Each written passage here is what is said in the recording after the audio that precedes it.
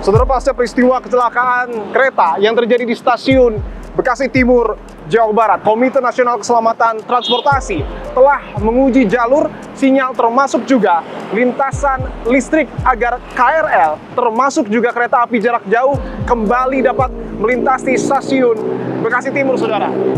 Sebelumnya kita ketahui bahwa kecelakaan yang kemudian melibatkan kereta api Argo Bromo Anggrek dari arah Jakarta menuju Surabaya yang kemudian menabrak KRL yang menuju ke arah Cikarang ini diduga terjadi karena peristiwa kecelakaan lainnya. Saya akan langsung menuju ke tempat kejadian perkara, tepatnya kecelakaan pertama yang terjadi di sekitar area stasiun Bekasi Timur.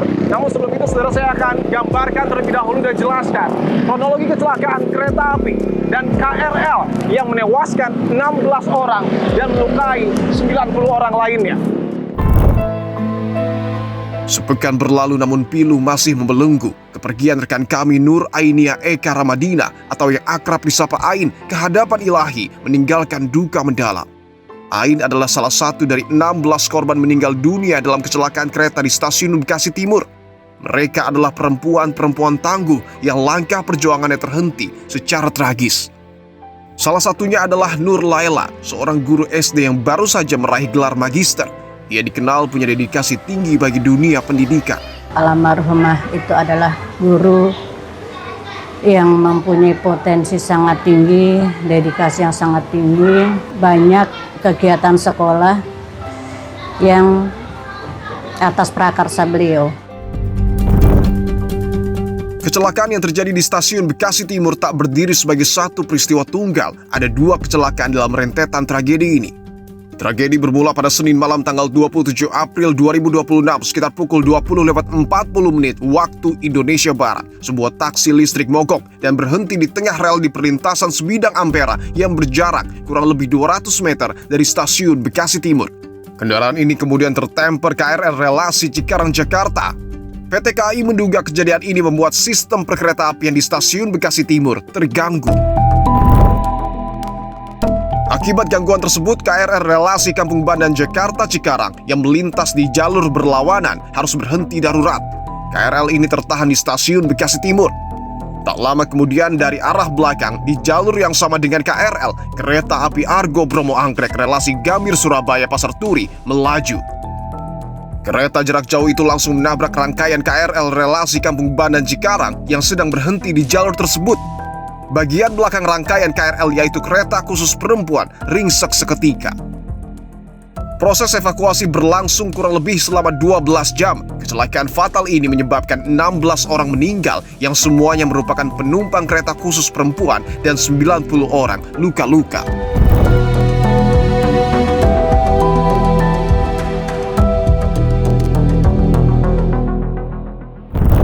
Saudara, saya tiba di Kecamatan Bekasi Timur, Kota Bekasi, Jawa Barat, ataupun tepatnya saya berada, saudara, persis di Jalan Ampera, jalan yang menjadi titik krusial dari rentetan kecelakaan kereta yang terjadi pada 27 April 2026. Saya akan melihat lebih ke dalam, saudara, untuk memantau seperti apa lintasan sebidang yang ada di wilayah ini, karena lokasi ini, saudara, menjadi lokasi dari kecelakaan pertama atau temperan yang terjadi antara kereta rel listrik dengan taksi online listrik. Dan bisa dilihat ya, ini adalah situasinya dan ada beberapa petugas yang kemudian berjaga di sini. Bang, izin bang, boleh ngobrol sebentar bang? Dengan abang siapa? Boleh di sini bang? Agus. Dengan bang Agus. Bang Agus penjaga rel ini bang? Ya, pagi doang. Oh, pagi ini. Oh, ini ditutup artinya ada kereta yang mau lewat ya? Oke. Tapi memang pelangnya ini manual. Itu awalnya bambu. Awalnya bambu? Oh, ini ya? Oke. Yang ini ya, Bang Agus? Iya. Berarti abang yang... Tarik. Kalau ada kereta kita tarik, taruh. Oh, oke. Awalnya ini dan akhirnya berubah jadi... Malam diganti. Oh, ini besi ya? Iya, baru semalam diganti. Baru semalam diganti? Iya, sama KAI. Oh, sama KAI ya? Tapi tetap manual ya pengoperasiannya ya? Saya akan tunjukkan, saudara, karena ini relnya sudah kembali beroperasi. Bisa lihat ya, sudah ada kereta api jarak jauh yang juga sudah melintas dari arah Jakarta menuju keluar Jakarta ataupun menuju ke arah Cikarang.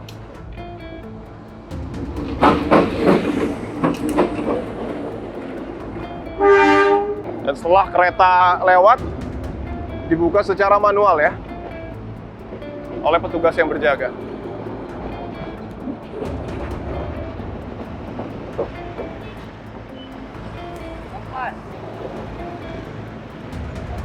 Saya akan coba tanyakan saudara kepada saksi mata yang saat peristiwa temperan ataupun tabrakan antara KRL dengan taksi online listrik terjadi. Saya bersama dengan Pak Darkim. Pak Darkim, izin Pak, Dipo dari Kompas TV Pak. Terima kasih untuk waktunya Pak. Saya konfirmasi Pak Darkim ini saksi mata yang melihat KRL menabrak taksi online listrik. Iya, saya. 27 April 2026. Iya. Saat itu peristiwanya seperti apa Pak? Saya kan jaga, nah, terus ada mobil dari sana. Langsung mobil itu berhenti pas di rel sini, berhenti. Berhenti persis di Di sini Pak? rel berhenti. Oke. Ya udah serang berapa detik saya tanya sama adik saya, Pak kok berhenti di sini? Karena ini di rel kan bahaya. Jadi saya dorong, nggak mau jalan mobil, nggak mau jalan. Mundur nggak bisa, maju nggak bisa, sampai kereta. Sampai kereta akhirnya datang dari arah Cikarang ya Sana. Pak ya, menuju Jakarta. Selang berapa menit Pak setelah kejadian mogok dengan KRL yang menabrak? Ya kurang lebih 2 menitan lah.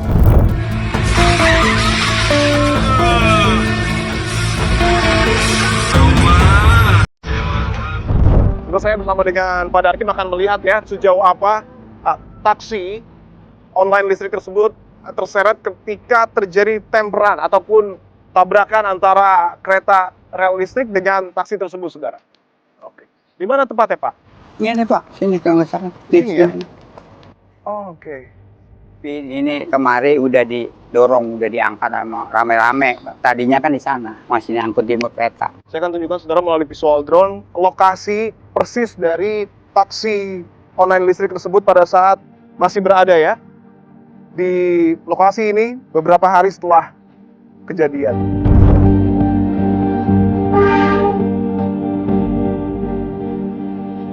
Sudah berapa lama Bapak bertugas sebagai penjaga lintasan sebidang ini? Udah lebih dari 20 tahun. 20 tahun, Pak?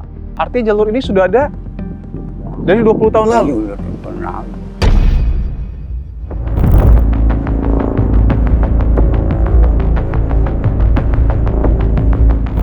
Saudara, moda transportasi perkeretaapian kini menjadi sorotan publik usai kecelakaan maut yang terjadi di stasiun Bekasi Timur, Jawa Barat. Tidak hanya itu saudara, tapi lintasan sebidang di Jalan Ampera ini juga menjadi salah satu perhatian karena menjadi satu dari 2 kejadian kecelakaan yang terjadi di waktu yang hampir bersamaan. Benarkah peristiwa kecelakaan ini terjadi karena persoalan sistemik atau justru ada potensi kesalahan manusia di dalamnya? Saya bersama dengan Ketua Forum Perkeretaapian Masyarakat Transportasi Indonesia, Bapak Dedi Herlambang. Pak Dedi, terima kasih untuk waktunya, Pak. Ya, Pak Dedi, saya ingin tanyakan dulu bahwa peristiwa kecelakaan yang melibatkan kereta api Argo Bromo Anggrek dengan kereta rel listrik, Pak, tidak bisa dipisahkan dengan jalan ataupun lintasan sebidang Ampera ini.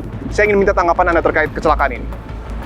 iya, karena memang efek domino. Jadi ketika dari kereta KRL dari sana menempel mobil taksi listrik di sini, lalu keseret sampai ke sana, ya otomatis KRL yang dari stasiun Bekasi Timur kan pasti berhenti. Itu sudah harus pasti berhenti, Pak? Pasti berhenti, karena kan ada hambatan, ada rintangan jalan, pasti berhenti. Meskipun berbeda jalur relnya? Berhenti, karena berhenti, lalu mungkin selang sekitar 30 menitan, datanglah kereta Argo Bromo Anggrek. Dengan kecepatan tinggi tentunya menabrak KRL tersebut yang tertahan di sana. Ya. Artinya ada 2 jalur berbeda lokasi titik kecelakaan. Betul. Artinya untuk prosedur KRL yang berhenti di stasiun Bekasi Timur itu sebenarnya sudah tepat? Tepat, dan itu kan sudah SOP-nya begitu. Jadi kalau ada temperan atau kecelakaan di depan, pasti akan berhenti. Pak Dedi, saya ingin tunjukkan bahwa berdasarkan keterangan dari penjaga lintasan sebidang ini, Pak, tadi saya sudah wawancarai, taksi listrik tersebut melaju, berhenti persis di atas dari rel kereta api dan mogok. Ya. Ini mengganggu sistem persinyalan. Betul demikian, Pak?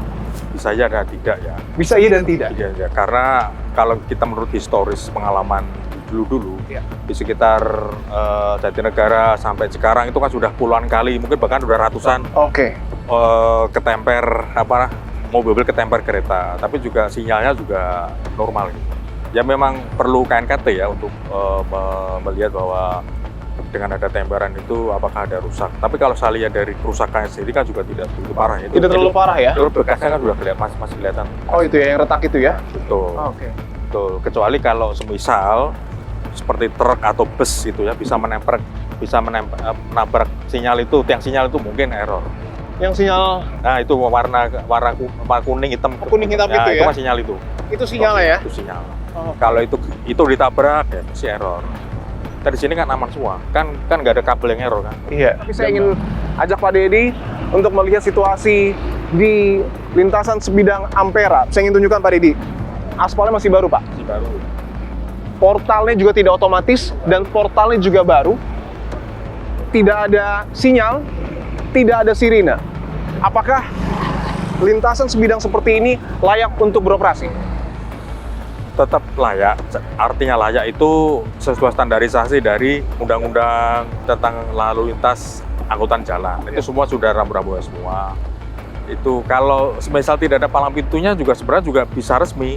Bisa resmi? Bisa resmi. Resmi itu berarti sudah tercatat di dalam dokumen atau administrasi di Direktorat Perhubungan Darat. Ya, jadi makanya kan ada nomornya. Kalau tidak ada nomor JPL-nya, berarti itu adalah ilegal atau tidak resmi atau tidak berizin. Oke. Dan Anda Pak Dedi sebelumnya sempat menyebut jalan Ampera ini ataupun lintasan sebidang Ampera ini sebagai lintasan ilegal. Betul, karena kalau kita lihat rilis dari KAI atau dari Direktorat Perkeretaapian, ini kan masih ilegal. Ya? Tapi dalam pasal 91 nomor 23 tahun 2007 tentang perkeretaapian, perlintasan kereta api ini tidak ada yang sebidang sebenarnya ataupun tidak ada yang berlintasan secara langsung dengan jalan raya ataupun jalan yang dilalui publik. Penjelasan Anda? Betul, sudah tidak boleh ada perlintasan sebidang, harus dibuat tidak sebidang. Oke. Perlintasan yang tidak berizin, perpotongan jalan tidak berizin dengan perlintasan kereta api dan jalan itu harus ditutup. Itu di pasal 94 juga ada. Harus ditutup? Harus ditutup. Tetapi pertanyaannya adalah siapa sesungguhnya yang harus bertanggung jawab terhadap perlintasan sebidang yang berdiri secara ilegal? Perlintasan sebidang ini adalah multi sektor, multi regulasi, yang ranah hukumnya itu masih abu-abu. Masih abu-abu? Abu-abu. Karena di sini jelas di sini ada undang-undang perkeretaapian, ya kan. Lalu ada undang-undang lalu lintas angkutan jalan. Lalu juga ada undang-undang jalan, itu di Bina Marga. Jadi ketika ada masalah, kecelakaan di sini, inilah yang susah. Siapa yang paling bertanggung jawab? Selama itu tidak memenuhi syarat-syarat untuk menjamin keselamatan, maka kami harus tutup. Apakah menutup itu dengan jalur hukum, maka kami akan tempuh. Jadi ini visual lebih jelas ya. Ada tulisan bahaya lintasan kereta api. Bisa dilihat ya Pak Dedi, ini sangat sempit. Layak seperti ini ukurannya Pak? Seharusnya kolomnya ada di luar bahu jalan, harusnya begitu. Saya ingin tunjukkan pintu ini Pak. Ya, Ini seharusnya ada di luar gini, di luar. Oh, di sini ya? Di luar. Oke. Kan ini kan jadi sempit truknya.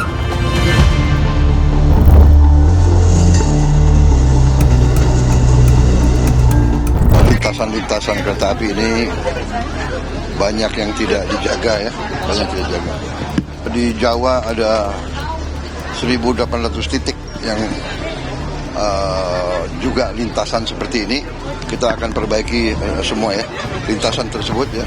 Kita perhitungkan sekitar hampir 4T ya, 4 triliun ya. Presiden Prabowo Subianto juga sudah meminta kepada jajarannya untuk melakukan audit perkeretaapian, termasuk juga Presiden menggagas negara akan menganggarkan 4 triliun rupiah untuk membangun perlintasan non sebidang. Dan kurang lebih ada 1.800 titik perlintasan sebidang di Pulau Jawa. Cukupkah anggaran tersebut untuk menyelesaikan persoalan yang terjadi? Masih kurang. Kalau anggaran mungkin yang paling kecil saja itu 20 M, misalnya jalan yang lebarnya hanya 6 meter katakanlah itu mungkin 20 M. Apalagi kalau lebar jalan sampai 20 meter, tentu juga nanti ratusan miliar. Itu hanya berapa titik katakanlah begitu ya. Oke. Tapi apakah membangun perlintasan non sebidang itu menjadi prioritas yang harus dilakukan dalam waktu dekat atau mungkin dalam waktu panjang, atau justru persoalan double track yang kemudian harus dikedepankan? Yang pertama menurut saya perlintasan sebidang dulu. Itu karena mengancam nyawa ya. Baru yang kedua double track silahkan.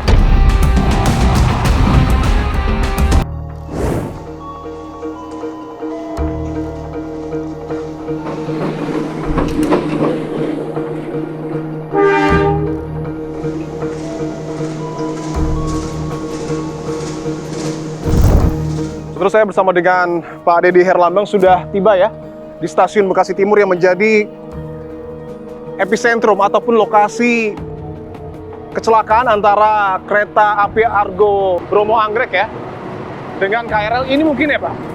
Ini masih ada gerbong dari KRL yang tertabrak ya Pak ya? Ya. Oke. Sisa-sisa kereta. Kita akan coba ke atas ya untuk melihat secara lebih dekat. Tapi sebelum masuk, saudara, saya akan tunjukkan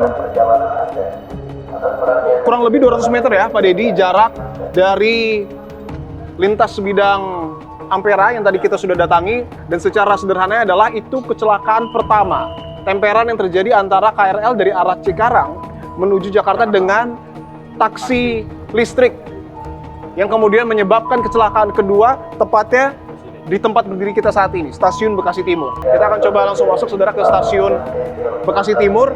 Dan sebelum masuk, saya ingin tunjukkan bahwa masih ada ya sejumlah bunga sebagai bentuk duka cita yang mendalam atas kepergian dari 16 perempuan yang menjadi korban pada peristiwa kecelakaan 27 April 2026. Bisa lihat ya, ada sejumlah nama yang dituliskan oleh masyarakat dan disimpan ya di atas bunga ini. Aku mendoakanmu agar tenang di sisinya.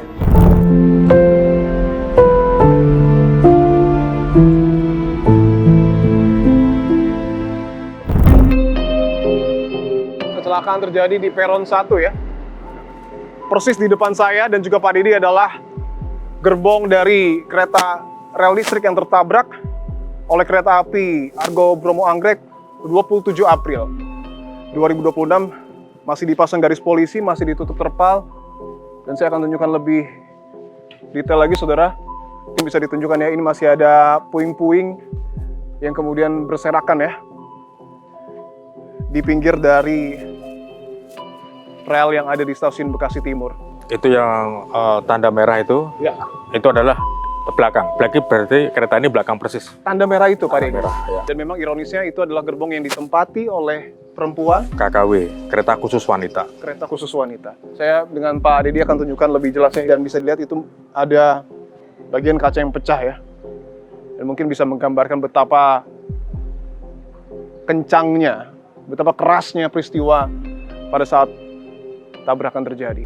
Saya ingin tanyakan Pak Dedi, bahwa betul saat ini KNKT bersama juga dengan aparat penegak hukum lainnya sedang melakukan pendalaman termasuk juga investigasi untuk mengetahui penyebab pasti dari kecelakaan kereta api Argo Bromo Anggrek dan juga KRL yang melintas dari arah Jakarta menuju Cikarang. Apakah sejauh ini MTI sudah memiliki, Pak, dugaan sementara apa yang sesungguhnya terjadi? Apakah betul kecelakaan ini terjadi hanya karena persoalan sistemik atau justru ada kelalaian manusia di dalamnya? Ya betul, kalau kita mau menunggu KNKT, ya mungkin kita 3 bulan lagi. Tapi kalau 3 bulan lagi, 3 bulan lagi laporan resmi KNKT. Tapi kalau menunggu laporan 3 bulan, ya kita tidak bisa diskusi. Ada kemungkinan memang sistem error di persinyalan bisa. Lalu juga kedua human factor, yang berikutnya adalah juga bisa kelistrikan. Mungkin juga ada gangguan kelistrikan, mungkin ada temperan mobil dan lain-lain. Tetapi kalau kita melihat dari kondisi existing saat ini, bahwa di sini adalah sinyal otomatis semua. Sinyal otomatis, open block semua, yang dikendalikan oleh sistem, oleh base system. Dan di sini juga tidak ada tangan manusia yang mengatur sinyal. Dari Jatinegara sampai Cikarang, mungkin bahkan sampai Cirebon, itu semuanya open block semua. Otomatis. Jadi otomatis berarti tidak ada sentuhan manusia untuk mengatur.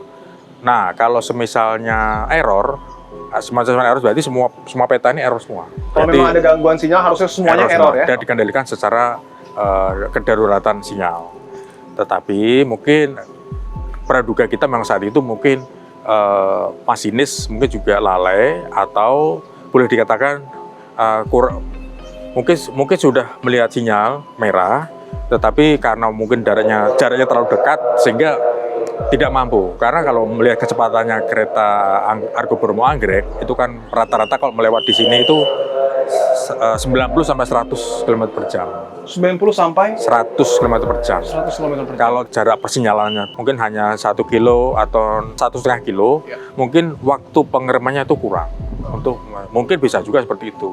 Karena kalau melihat dari kerusakan kereta ini kan sekitar 70-80% kan masuk lokonya. Berarti kan bisa disinyalir bahwa itu memang kecepatan masih tinggi. Saya ingin membahas lagi Pak Dedi soal sinyal yang tadi disebutkan oleh Pak Dedi beroperasi secara otomatis. Bahwa ada narasi yang menyebutkan ketika kecelakaan terjadi, sinyal di stasiun Bekasi Timur ini berwarna hijau. Yang artinya adalah bahwa sebenarnya KRL itu seharusnya sudah maju setelah menurunkan penumpang. Tetapi KRL tidak jalan sama sekali. MTI melihatnya seperti apa? Betul. Kalau di sini kan ada juga sinyal warna hijau kan. Kalau warna sinyal hijau, berarti di sinyal sebelumnya kalau di sini masih ada kereta, sinyal sebelumnya itu merah. Harusnya merah. Seharusnya di sana merah. Merah. Kalau jaraknya 2,5 kilo dari stasiun Bekasi, kemungkinan masih ada 2 sinyal lagi di sana. Oke. Artinya kalau di sini hijau, seharusnya di sana Merah. merah ya, atau mungkin kuning. Bisa kalau misalnya error ya kuning, tapi kalau tidak error tetap merah. Karena di sini masih ada kereta. Cukup masif di media sosial menyebutkan keterangan dari masinis. Dari Argo Bromo Anggrek menyebutkan ketika kecelakaan belum terjadi dan ketika kereta Argo Bromo Anggrek melintasi stasiun Bekasi, sinyalnya masih hijau, Pak Dedi. Sementara di sini juga hijau. Analisa Anda seperti apa? Kalau yang viral itu kan dia ngomong bahwa kalau hijau terus tiba-tiba merah gitu kan. Nah dia kan mengeremehkan, tidak mampu secepat itu. Dia langsung berubah warna menjadi merah. Kalau merah jelas karena di sini masih ada kereta. Itu betul, di sana berarti merah begitu. Tapi kalau di sinyal itu harusnya hijau, memang benar. Itu kan sekarang merah tuh, sekarang merah. Karena tidak ada kereta ya? Karena kereta merah, berarti di depannya itu masih ada kereta. Oh, gitu. Berarti di depan sana masih ada Masih ada kereta, belum melewati sinyal berikutnya. kuning ya? Kuning, terus kalau sudah jauh, dia hijau.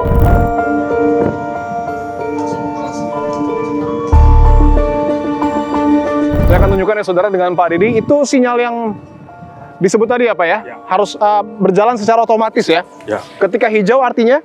Hijau berarti kereta boleh terus jalan. Karena di depannya sudah aman? Sudah aman, sudah melewati dua blok sinyal, berarti sudah aman, sudah hijau. Kalau masih melewati 1 blok, berarti warnanya kuning.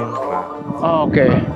Kita akan coba lihat ya, sembari kita berbincang. Dan ini juga Pak Dedi, bahwa untuk di sebelah peron 1 ini hanya ada 1 rel, tidak jauh berbeda dengan yang ada di peron 2, ini juga 1 rel Pak. Ya. Apakah artinya untuk di stasiun Bekasi Timur ini jalur KRL dan juga jalur kereta api jarak jauh itu berada di jalur yang sama? Sama, mix, makanya namanya mix lane, jadi jalur yang sama, jalur campur.